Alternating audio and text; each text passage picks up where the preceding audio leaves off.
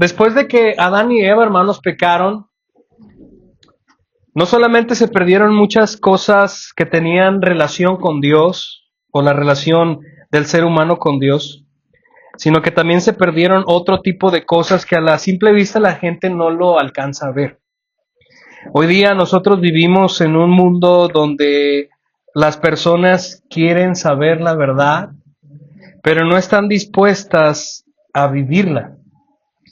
Hoy día vivimos en un mundo donde todo mundo tiene una verdad.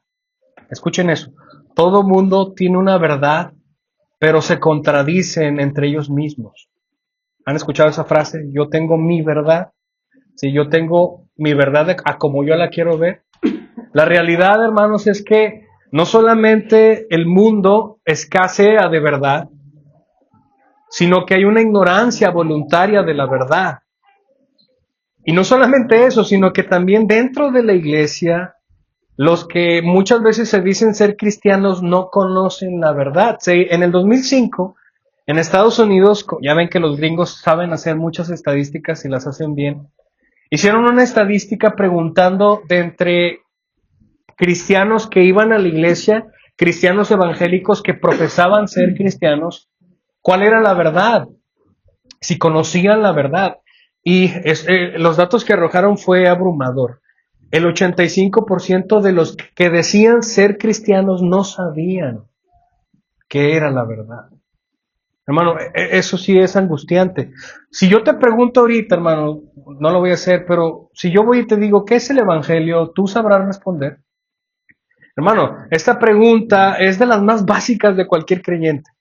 Diríamos que cualquier creyente obviamente sabe responder afirmativamente esta pregunta, y aquel que no diga o que no responda correctamente a esta pregunta, podríamos estar en problemas. Hermanos, el hermano R.C. Sproul fue un gran teólogo, un gran maestro que falleció hace como 4 o 5 años. Ahora sí, como dicen, que Dios lo tenga en su gloria. Pues sí, sí está ahí. El hermano, él daba clase para pastores, ministros que ya ministraban y que tenían un llamado de pastoreo, y al inicio de sus clases de teología, él les arrojaba una pregunta a todos. Y él decía que nadie, o sea, por lo regular, nadie de todos los pastores que estaban allí respondían correctamente. Y él preguntaba qué es el evangelio. Y muchas personas comenzaban a decir, bueno, el evangelio es que Dios mandó a Jesús, y que Jesús es un revolucionario y que Él quiere sacar lo mejor de tu vida, Él tiene un propósito para ti. Y empezaban a arrojar los pastores ministros, que se supone que deberían saber qué es el evangelio, a empezar a decir estas respuestas. Y el hermano Sproul siempre como que se desesperaba y los reprendía y decía, ese no es el evangelio. Lo que realmente es el evangelio, hermanos, tú y yo lo sabemos, hemos estado 8 meses enseñando esto. El evangelio es Cristo, ¿verdad? Su persona, su obra, pero esa es la verdad. El asunto, y yo quisiera, antes de comenzar esta predicación, vamos a ver hoy la verdad los hará libres. Tenemos que entender que vivimos en un mundo de oscuridad donde la gente ignora la verdad. Por otro lado, no solamente la ignora voluntariamente, sino que esas verdades se contraponen entre ellos mismos. Y yo quiero que analicemos esto rápido. El movimiento posmodernista que vivimos hoy día nos mantiene a la gente de afuera que son adictos a las redes sociales, a los programas, al entretenimiento, etcétera. Estas personas no saben qué es la verdad, pero no solamente no lo saben, sino que ellos quieren tener la verdad, lo cual es incorrecto. Y si analizamos tu verdad a la verdad de otra persona, tú vas a entender que esas dos verdades se contraponen. Y eso es ilógico, ¿no? Una de ellas tiene que ser mentira para que uno sea verdad, ¿verdad? Entonces, la realidad, hermanos, es que el mundo, a lo que quiero llegar es esto, ha decidido abandonar la verdad por cuestiones, filosofías o prácticas que les funcionen. En otras palabras, yo estoy dispuesto a abandonar lo que es la verdad para vivir algo que a mí me funciona, para vivir algo que a mí me hace bien, para vivir algo que a mí me adorna, me llena, independientemente si sea verdad o no me importa, a mí me funciona. ¿Han escuchado esa frase? Yo una vez escuché de un matrimonio que estábamos dando consejería y decía, la hermana tenía mucho liderazgo y su esposo no, su esposo era un fiel borreguito que seguía a su esposo. Y estábamos enseñando lo que es liderazgo y la hermana como que se molestó y dijo, no, pues a nosotros nos funciona así. Entonces tuve que aclarar que el hecho de que hay muchas cosas que sean mentira, que tú te has decidido creer y vives, no quiere decir que Dios está contento. Porque a Dios le importa más el proceso y el cómo que los resultados, porque los resultados dependen de Él. A Él le importa más el cómo. La verdad, hermanos. ¿Qué es la verdad? En la semana última, que se supone que celebran hoy, la resurrección de Jesús, 3 días antes de que Jesús resucita, tiene una conversación con Pilato, ¿recuerdan? Cuando el Señor ya está arrestado, cuando él ya está golpeado, cuando ya lo han golpeado y azotado y su sangre ya está por todo su cuerpo, él está molido, lleva una capa que se le pega en su cuerpo, es doloroso, lleva una cruz de espinos, hermanos. Y él está enfrente de la multitud, la gente está diciendo crucifíquenlo y Pilato lo toma aparte y lo lleva y conversa con él porque él tiene una preocupación porque su esposa le había dicho no tengas nada que ver con este hombre. Hay un presentimiento malo sobre meter las manos por Jesús. Por eso Pilato, ¿qué hace? Se lava las manos y dice, bueno, yo no tengo nada que ver con esto. Así que él lo entrevista y le dice esta pregunta, ¿qué es la verdad? Hermano, la verdad es todo aquello que desciende de Dios. Voy a decirlo otra vez. La verdad es todo aquello que desciende de Dios, que viene de Dios. En otras palabras, Dios es la verdadera realidad de todo el cosmos. Dios, lo que Él dice, lo que Él es y lo que Él hace es verdad. Y todo lo que Él es representa nuestro patrón de medida o nuestra medida perfecta, infinita de lo que realmente es verdad. Tú y yo podemos estar equivocados. Tú y yo pudimos haber creído algo que nos enseñaron que está equivocado, que está en oscuridad, que ha sido mentira. Pero las palabras de Dios, las palabras de nuestro hermoso Jesús, se comparan al mismo nivel porque Jesús es Dios. Dios en carne humana. Entonces, todo lo que Él ha dicho ha sido veraz. Y todo lo que el Padre ha mencionado ha sido verdad. La verdad es Cristo. Y solamente Él, con esa verdad, puede llevarnos a la libertad. Dios quiera bendecir su palabra esta mañana para hablar de este tema.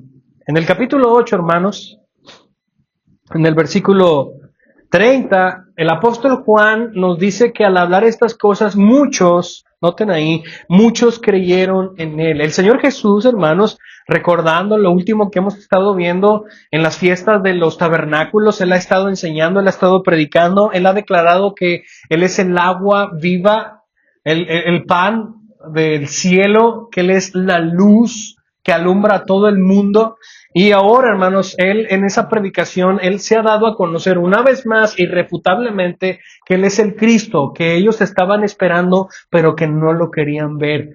Y el tutorial que vimos la semana pasada, hermanos, fueron 4 puntos para evidenciar un pase directo al infierno. ¿Cómo morir en tus pecados? ¿Recuerdan lo que vimos la semana pasada? ¿Cómo morir en tus pecados? Primero, número 1. ¿Alguien recuerda, hermanos? Uno de ellos, pueden decirlo como vayan viendo. Uno de ellos era la incredulidad, ¿recuerdan? La mundanalidad, amar más este mundo. La ignorancia voluntaria. Eran gente que conocía que Jesús sabía algo, pero decidían, yo voy a seguir como yo quiero vivir. No quiero ignorar lo que yo sé que sí sabe. ¿Sí? ¿Recuerdan esos puntos, hermanos? Donde el Señor les dice que cualquiera que viva así va directo al infierno. Cuando el Señor habló esto, muchos creyeron en Él. Pero yo quiero que noten que la declaración del versículo 30 es muy parecida a lo que había suscitado en el capítulo 5 cuando el Señor hace el milagro de los panes y los peces. Recuerdan que muchos creyeron en Él, pero el Señor, que dice también anteriormente en el capítulo 2, capítulo 4, Pero el Señor Jesús no sé qué, no se confiaba de su fe, porque Él conocía, ¿qué? Los corazones. En otras palabras, la fe que muchos profesaban tener en Jesús, aquí en el versículo 30, no era una fe genuina, no era una fe verdadera. Hermanos, hay que entender esto. Y ahorita lo voy a ver otra vez con nuestro diagrama de CCC. Los que estuvieron en la escuela bíblica sabrán qué significa. La fe salvífica tiene tres características, no dos, no una, sino tres características que debemos examinar en nuestras vidas si realmente hemos sido salvados. Y ahorita las vamos a ver. Pero la gente que está aquí al escuchar a Jesús y al ver sus milagros, dice Juan que muchos creyeron en él, pero no se fiaba porque no toda la fe es verdadera. No todos los que creen en el Señor, hermanos, son verdaderos discípulos. Los demonios creen y tiemblan y van a ir al infierno. Entonces, versículo 31, Jesús decía a los judíos que habían creído en él. Noten cómo el Señor, en medio de toda la multitud que está en el patio de las mujeres, porque todas están allí, cuando él habló, se enfoca ahora a los que dijeron o a los que tuvieron una actitud de credibilidad a lo que Jesús es y decía. El Señor se enfoca a ellos y les habla a ellos, a los que habían creído. Y esto es lo que les dice, versículo 31. Si ustedes permanecen en mi palabra, verdaderamente son mis discípulos y conocerán la verdad y la verdad los hará libres. El camino, hermanos, a la libertad, el camino a la libertad inicia primordialmente en mantenerse en la palabra de Dios. Lo que menciona aquí el Señor Jesús, el filtro por excelencia que Él pone en el versículo 31 para aquellos que profesaron creer en Él. En otras palabras, lo que el Señor está diciendo, si realmente tú eres una persona que cree en mí, entonces automáticamente tú vas a comenzar a guardar mi palabra. Si notan ahí, versículo 31, si ustedes permanecen en mi palabra, verdaderamente son mis discípulos. Pero yo quiero que noten en esto, Jesús no está dando un sistema para realmente ser discípulo. Él no está diciendo, yo voy a guardar los mandamientos de Dios y después entonces ya seré discípulo. No. Él está diciendo, o la figura griega que se menciona aquí, es que las personas que voluntariamente y de corazón puro buscan y tienen hambre de vivir bajo el señorío de Jesús, ellos son verdaderamente discípulos. ¿Sí me explico? No es que yo voy a primero a interesarme por su palabra y después de eso voy a ser discípulo. No, esa es una consecuencia. El ser discípulo es la consecuencia por haber amado la palabra de Dios. Me encanta cómo David en el Salmo 119 habla acerca de la palabra de Dios y se avienta un poema. Yo creo que este es uno de los capítulos favoritos para mí. Me encanta el Salmo 119. Lo amo porque yo me identifico mucho con lo que David dice. Y ahí es donde retumba mucho esa declaración: oh Señor, cuánto yo amo tu ley. Mi gozo está en tu palabra. Cuánto yo amo tu ley. Y a lo largo del capítulo David habla acerca de cómo la palabra de Dios ha ministrado su vida, lo ha salvado, lo ha levantado, lo ha purificado, le ha dado vida. Y David está tan enamorado de la palabra de Dios. Hermano, esta es la realidad. Los verdaderos hijos de Dios que han sido salvados aman la palabra de Dios. Yo no entiendo cómo hay personas que dicen ser discípulos de Jesús y no tocar la Biblia en toda la semana. ¿Cómo le hacemos? Alguien que me explique, decía Eugenio Derbez. ¿Cómo funciona eso? O sea, ¿cómo? O sea, automáticamente en la regeneración, cuando el Espíritu de Dios nos da vida, automáticamente viene un deseo incontrolable por la palabra de Dios. Viene un deseo incontrolable por hacer la voluntad de Dios. Viene un deseo incontrolable por someterse. Yo quiero someterme a la voluntad de Dios. Quiero vivir para agradarlo. Entonces, aquellos que han sido salvados tienen esa identidad, tienen ese carácter, tienen esa actitud.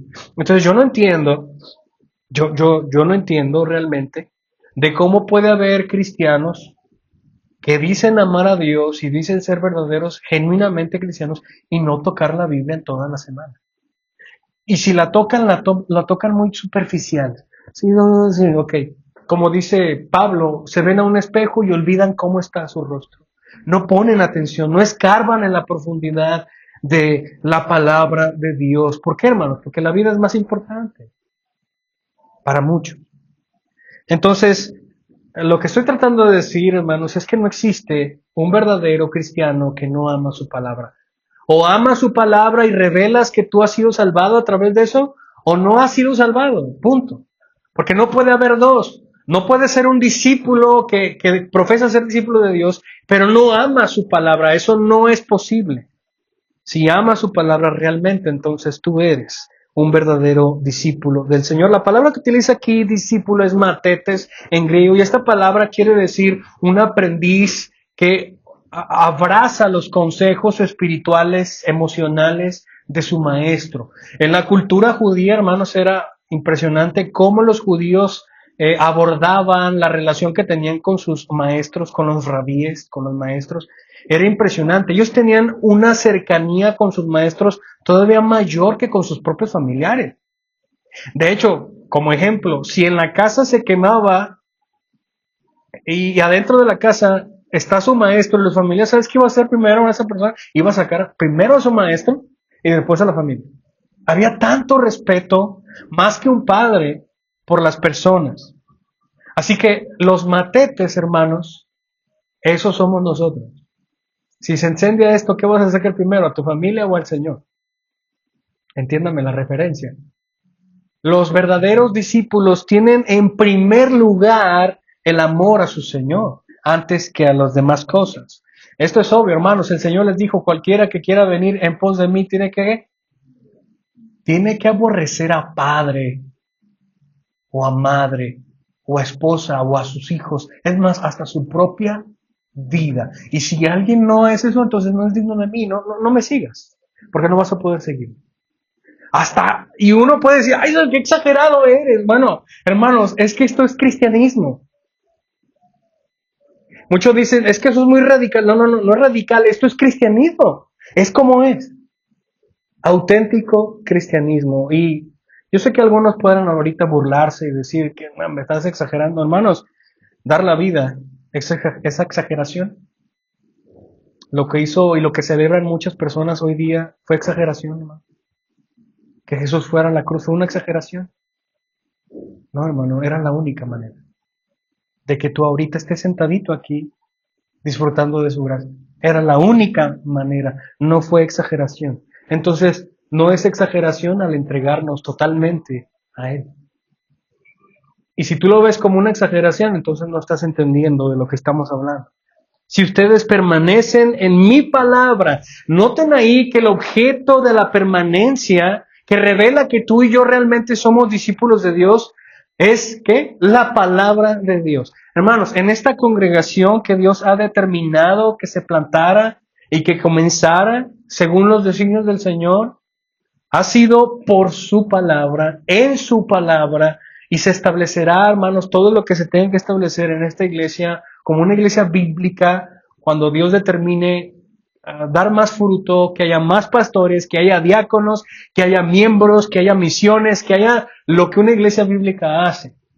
Y todo eso va a ser porque vivimos en su palabra. Lo que realmente edifica este fundamento es que nosotros, hermanos, estamos fieles a su palabra. A mí no me interesan tus opiniones. Yo las puedo escuchar, me gusta escuchar, pero no me interesan mis opiniones sobre cómo debemos hacer iglesia.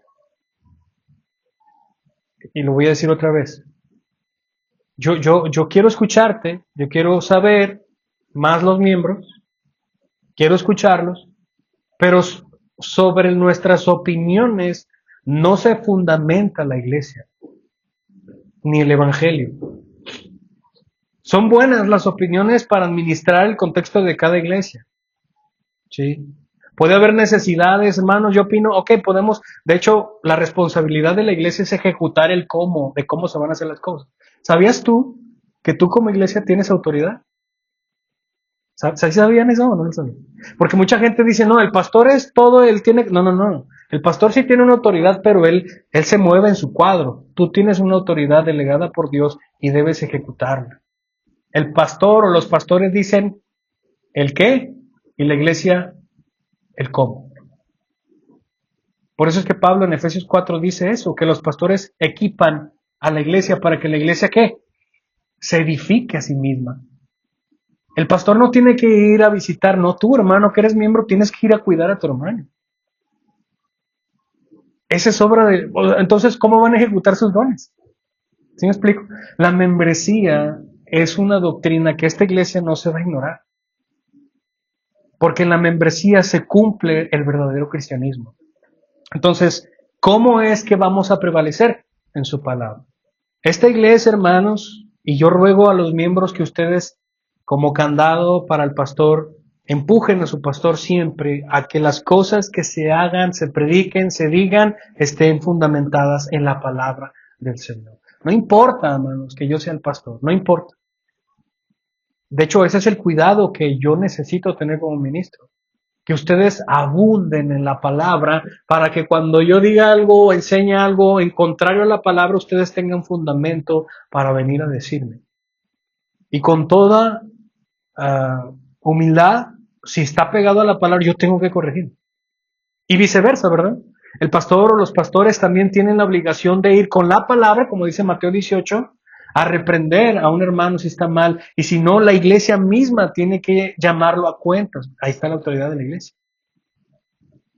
Así que el verdadero discípulo, hermanos, permanece en su palabra. Pero permanecer en su palabra no solamente es estudiar su palabra, leerla, memorizarla, no, es llevarlo a la acción.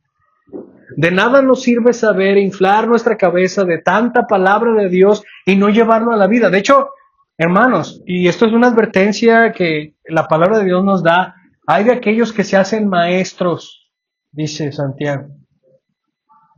¿Por qué hay mayor peligro, hermanos, para los que estamos aquí sentados escuchando cada predicación cada domingo, cada enseñanza cada miércoles y seguimos adquiriendo conocimiento? ¿Por qué hay peligro, hermanos? Porque el que sabe hacer lo bueno y no lo hace es pecado. Adquirimos mayor conocimiento y no lo ejecutamos, hay más condenación para nosotros, hay más pecado. Entonces, no solamente es permanecer escuchando, no solamente es permanecer sabiendo, sino permanecer haciendo, viviendo. Entonces eso revela que realmente nosotros hemos sido salvados.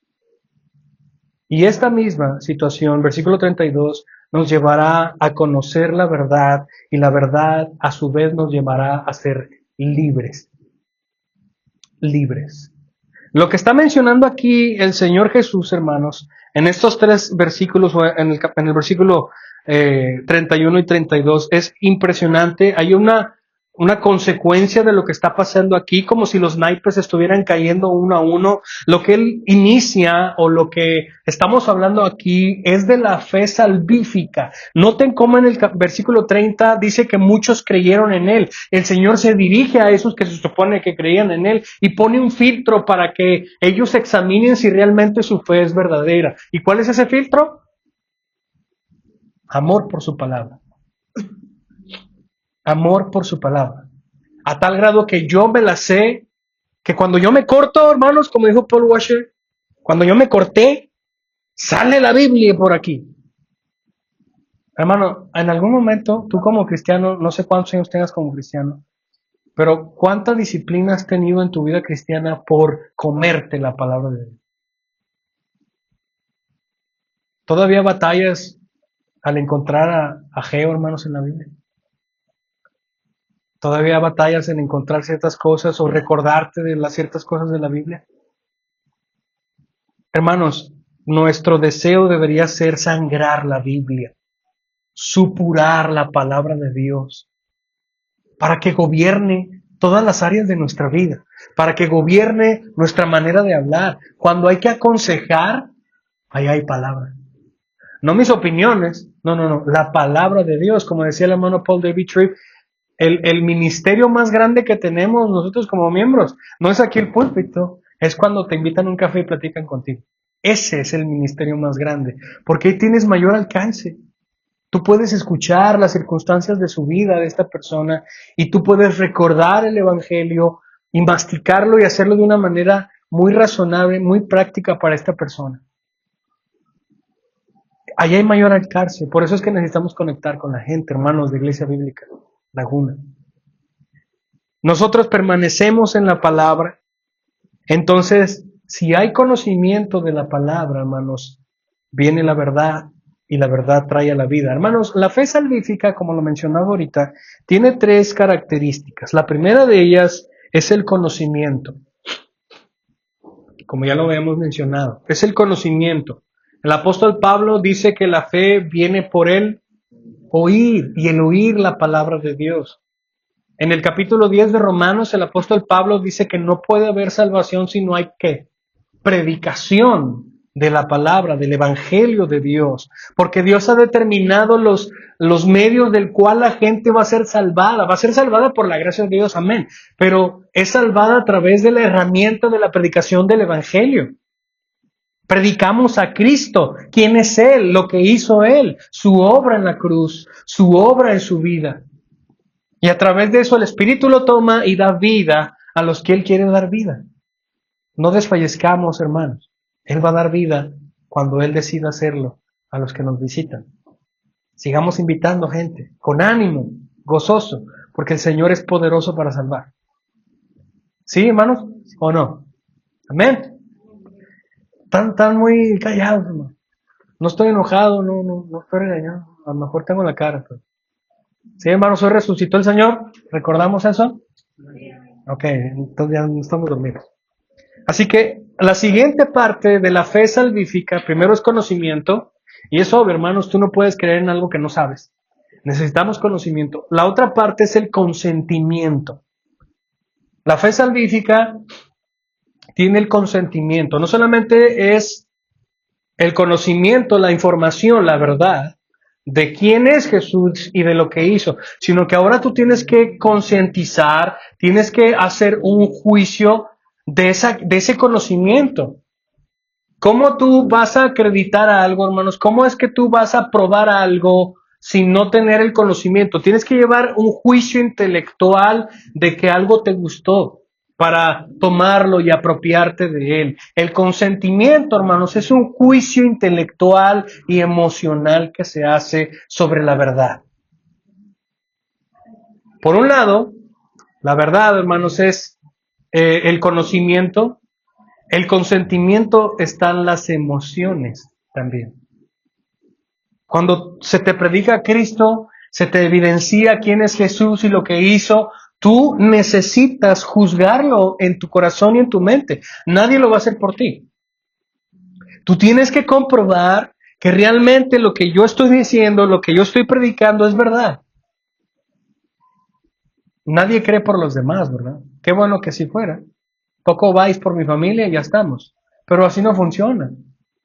Esto es personal. Tú tienes que creer por ti mismo. Tú tienes que comprobar por ti mismo.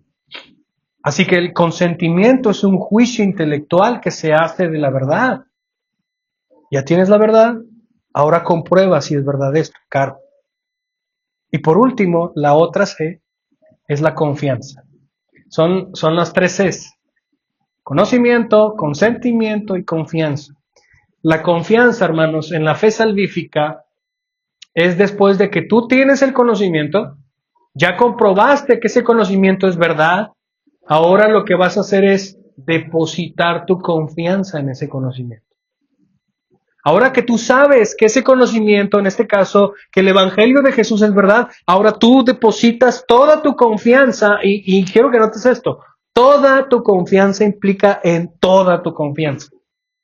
Pero específicamente en que tus obras no pueden salvarte, que tú eres un vil pecador, que merece el infierno de Dios, y para salir de ahí tienes que confiar en la obra que Jesús hizo en la cruz.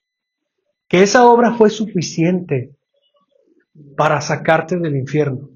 Que esa obra fue eterna, que los efectos de esa obra se van a mantener para siempre. No es un momento, no. La cruz de Cristo y lo que consiguió en la cruz, sus efectos duran para la eternidad.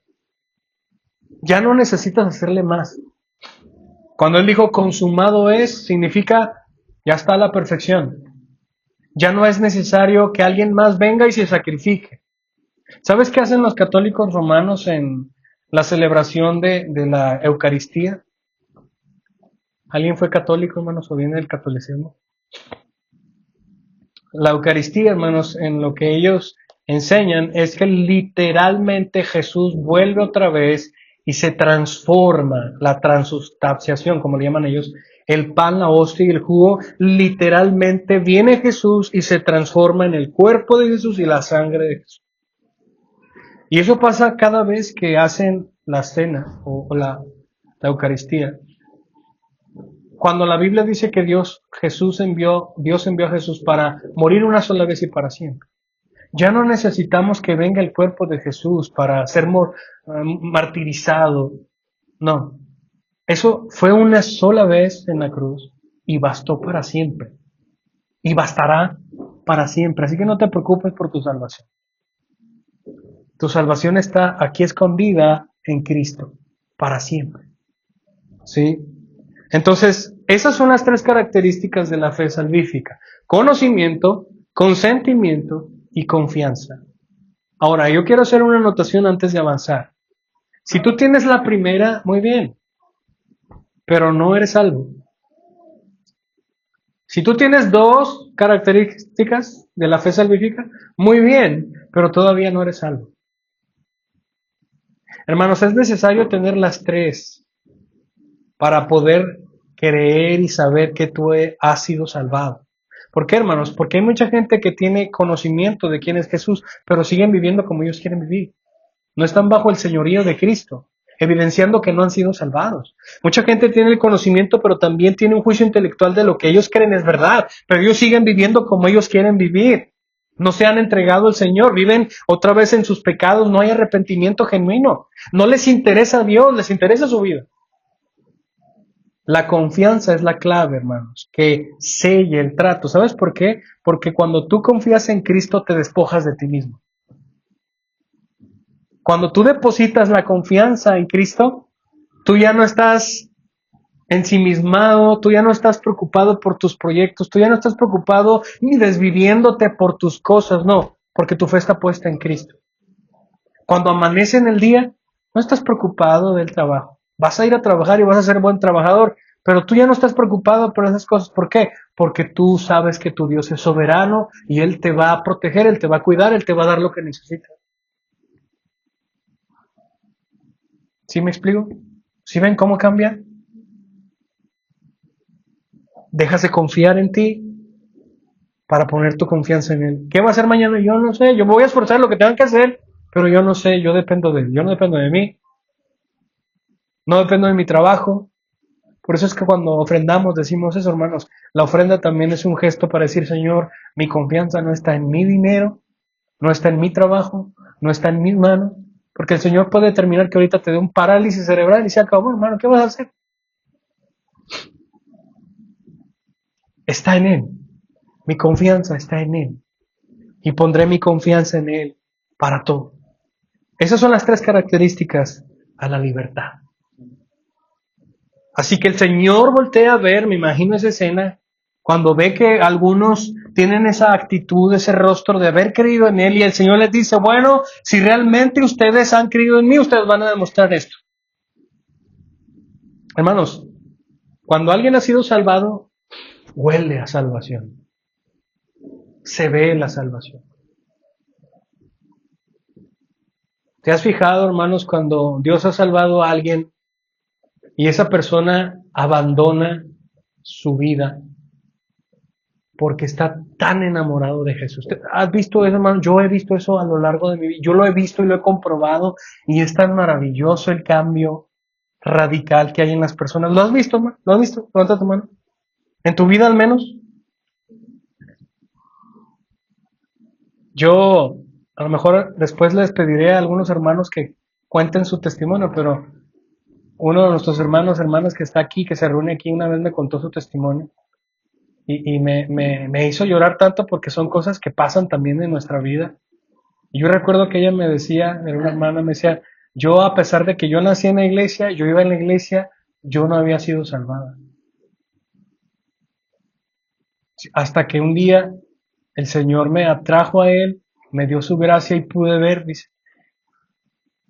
O sea, después de casi toda su vida ir a la iglesia, estar ciega. Y de repente Dios la salva y cambia su vida. Me lloraba yo porque en una de esa parte del testimonio me decía que, dice, yo amaba tanto, yo amo tanto al Señor ahora que yo necesitaba compartir el Evangelio a las personas. Entonces, lo que hice fue que empecé a escribir muchos volantes y los imprimí, iba de casa en casa repartiendo. Hermano, ¿quién hace eso?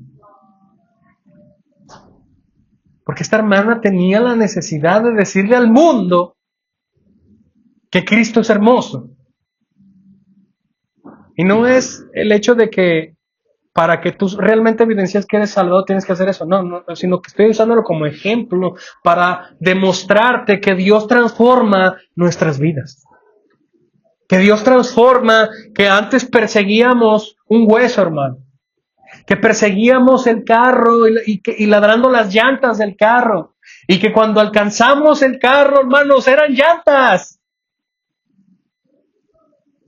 Eran llantas. Y de repente apareció nuestro Jesús hermoso y tuvo sentido todo. Y voluntariamente decidimos abandonar nuestra vida. De aquí en adelante yo me entrego a ti. Decía Hill Jackie, una mujer que es cristiana y predica a Jesús. Ella era homosexual, tenía una novia.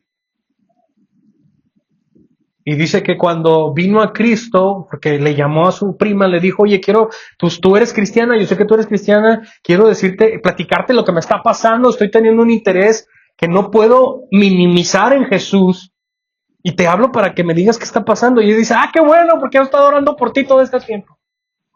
Bueno, por tu culpa, entonces estoy así. Hermano, de paso, ora. No te canses de orar por la salvación de los tuyos. Ora. No te canses de orar, porque Dios en su momento responderá. Le dice, sí, yo he estado orando por ti todo este tiempo. Entonces, ¿ahora qué tengo que hacer? Bueno, entrégate al Señor. Bueno, está bien, es que ya no puedo resistir esto.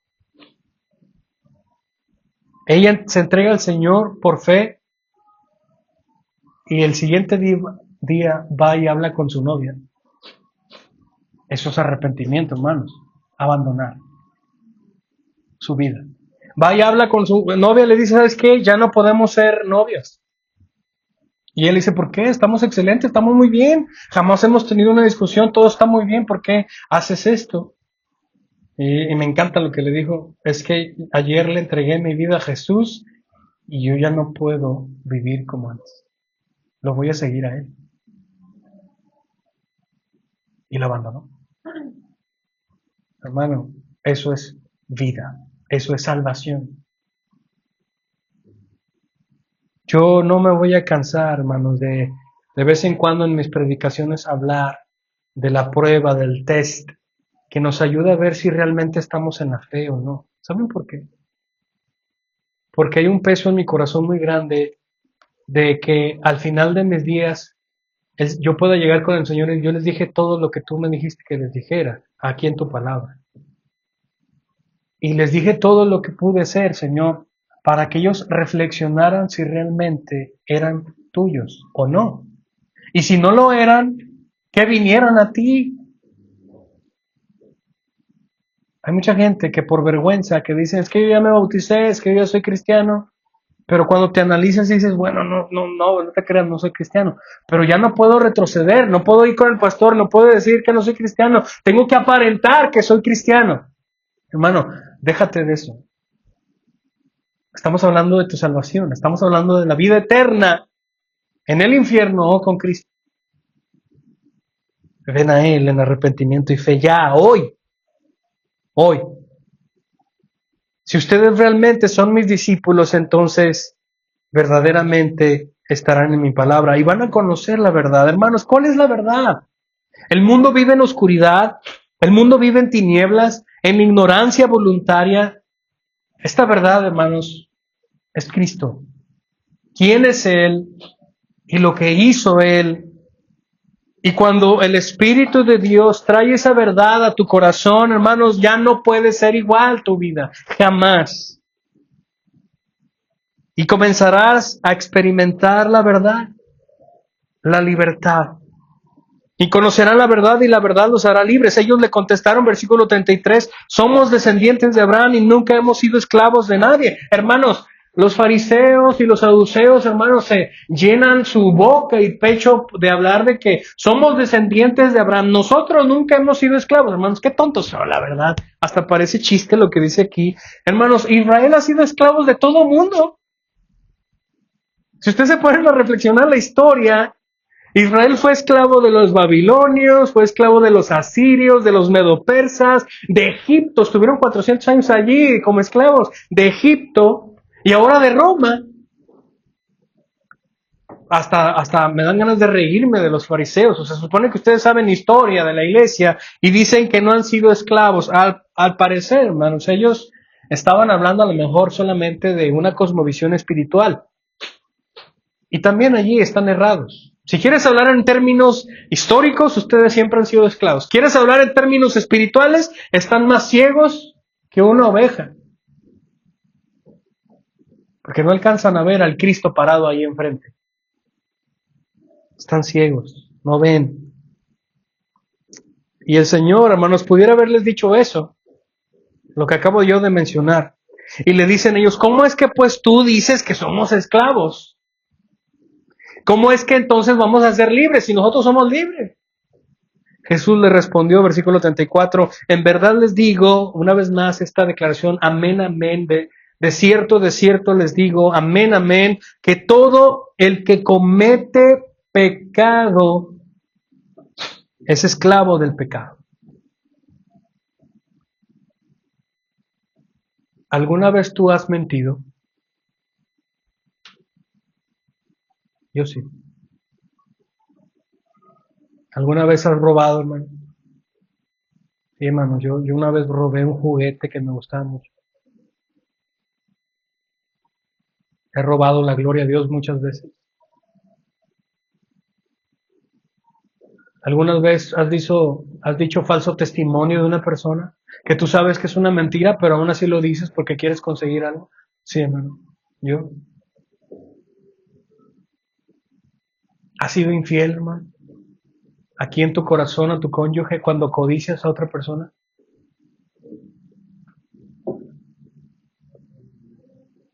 ¿Has deseado algo que Dios no te quiere dar, hermano?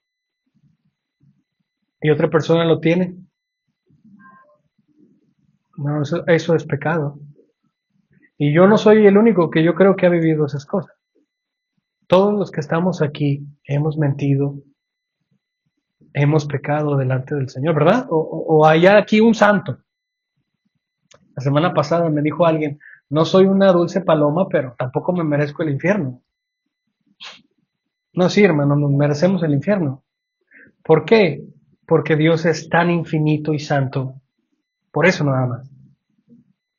Así que el Señor les dice a los judíos, son esclavos. Sí son esclavos. Porque ustedes están esclavizados por el pecado. Una de las cosas que debemos entender, y si tú todavía no te has entregado al Señor, te ruego que por favor vengas conmigo y analices lo que voy a decir ahorita. ¿Tú quieres vivir libre? ¿Tú quieres tomar tus propias decisiones libres y construir la vida que tienes ahora? Pero déjame decirte algo, que te han engañado toda tu vida. Has vivido engañado toda tu vida. Tú no eres libre. Tú estás encadenado por el pecado. Esa naturaleza caída que tú y yo tenemos, que controla nuestros deseos e impulsos y nuestras voluntades. Hermano, si vas en la calle y te encuentras una maleta y la abres y hay millones de pesos ahí, casi estoy convencido que el 95% van a decir, y me lo voy a quedar. y van a inventar cualquier excusa para hacerse creer a ellos mismos que es la mejor decisión. ¿Por qué, hermanos? ¿Por qué no regresar el dinero? ¿Por qué no ir a la policía? ¿Por qué no decir la verdad? Hermanos, porque es lo que somos. Como dijo, somos ratas. Porque somos pecadores, hermanos. ¿Y un pecador qué hace? Peca. ¿Recuerdan el cuentito de niños de que un alacrán quiere pasar el río y creo que es un cocodrilo o una tortuga, no me acuerdo? ¿Sí recuerdan ese refrán? Y que le dice, pásame al otro lado. No, es que me vas a picar. No, te prometo que no te voy a picar. Por mi vida que no te... Ándale pues, ya, de tanto insistir, se sube, se va, y antes de bajar lo pica. ¿Qué pasó, Chapulín? Dijimos que no. Y al final dice, es que soy una vaca. Mi naturaleza es picar. No lo puedo sacar. Hermanos, tú no puedes convertir una paloma en un águila. La paloma, si tú le pones un pedazo de carne crudo y a un lado al pistle, ¿qué va a hacer la paloma? Va a ir por el alpiste, hermanos. La paloma es una paloma. Hermanos, al igual tú y yo somos pecadores y vamos a ir por nuestro pecado. Eres esclavo de eso. Y no te has dado cuenta, tal vez, que vives en oscuridad, en muerte y en pecado. Y que traes muerte a tu vida todos los días por decidir y hacer lo que tú quieres hacer. Pero déjame decirte esto, que hay libertad de eso. Hay libertad de eso. Cuando me dio COVID, y a los que le dio COVID en el 2020, ¿recuerdan los síntomas, hermano? Yo digo que el síntoma que más me dolió a mí fue no tanto el dolor de estómago, ir al baño cada 5 minutos. Yo creo que el que más me dolió fue el que la comida no sabía nada. ¿Recuerdan? Que no podías oler nada y que no te sabía nada. Es como comer papel. Bueno, aquellas personas que viven muertos en sus delitos y pecados es como comer papel. No tienen el gusto por la comida. No tienen el gusto por las cosas espirituales. Hasta que Dios viene y te da la luz, que te guía a la verdad, entonces comienzas a, oye, esto sabe feo. ¿Qué es esto? Y toda mi vida estuve comiendo esto, Maruchan. Toda mi vida estuve comiendo porquería y no sabía. Y cuando te das cuenta de eso, hermanos, ¿qué vas a hacer? ¿Te vas a quedar ahí comiendo toda la vida? No, hermanos, te sales de allí, ¿verdad? Dejas de comer Maruchan para ir a comer la comida rica de mamá, en este caso de papá. Así es la luz, hermanos, así es la verdad. La verdad arregla nuestros problemas. La verdad, hermanos, puede ser incómoda y puede sangrarnos, pero después de eso nos cura y nos lleva a donde tenemos que ir. Y nos lleva por la vereda hasta conseguir la claridad de nuestro corazón. La verdad es necesaria. La verdad es Cristo. La verdad es la salvación que Él ofrece. En verdad les digo que todo el que comete pecado es esclavo del pecado y el esclavo no queda en la casa, versículo 35, para siempre. El hijo sí permanece para siempre. Este dicho es interesante y es obvio. Un esclavo no podía estar perpetuamente en la casa porque no es su casa, es un esclavo, es un sirviente. Pero los que sí tienen derecho de estar en la casa para siempre, ¿quiénes son? Los hijos. ¿Quién eres tú? ¿Un hijo o un esclavo? Hermanos, los que hemos sido salvados, Cristo rompió las cadenas que nos aprisionaban al pecado. Somos libres ya. Se acabó. Ya no te quedes allí. ¿Luchas con la pornografía? El Señor te hizo libre. No te quedes allí. Pon candados. Habla con alguien. Pide oración. Cada uno de nosotros batalla con pecados. Antes de venir a Cristo teníamos tendencias a muchos al chisme, muchos a la mentira, a la pornografía, a la infidelidad. Ponle tú conoces tu corazón. Cuando vienes a Cristo, eso va a seguir allí. Esas tendencias van a seguir allí de querer regresar. Como Pedro dijo, voy a ir a pescar. Y el Señor se aparece, Juan 21. No, ya eres mío, vete a predicar. Recuérdate a ti mismo que ya no te perteneces a ti, me perteneces a mí ahora.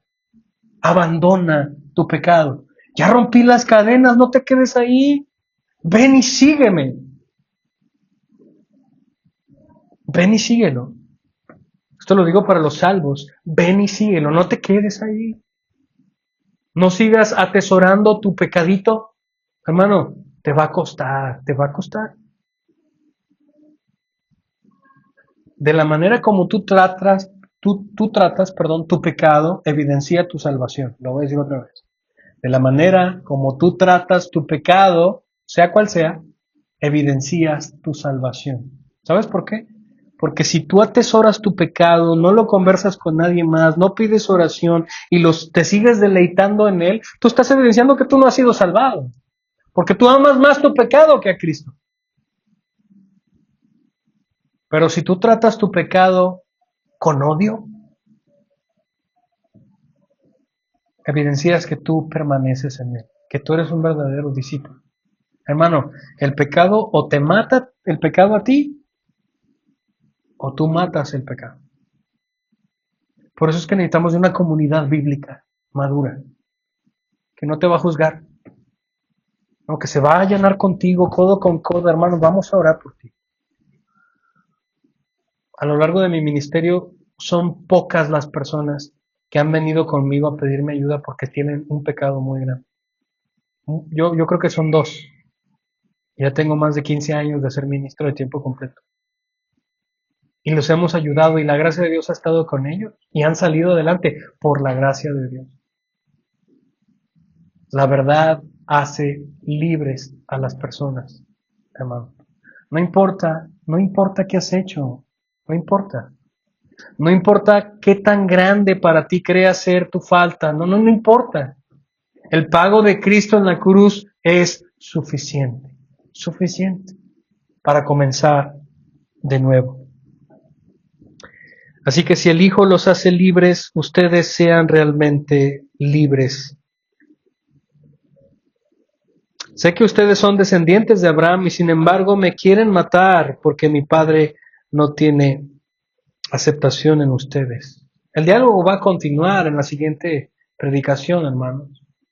Pero yo quiero terminar con esta pregunta que ya hice y que podamos juntos reflexionar si realmente tú eres un esclavo que sirve en la casa o si tú eres el hijo. Si tú eres un hijo que vive en la casa. ¿Quién eres tú? ¿La verdad la conoces? Bueno, ahora analízala. Ahora reflexiona esta verdad de quién es Jesús, su obra, su persona y lo que hizo en la cruz. Pero no solamente te quedes con la verdad y con ese juicio que dicta que es verdad, sino que ahora te falta la última parte. Pon tu confianza en Él. Y la verdad te va a alumbrar y vas a ser libre, totalmente libre, para venir a Él.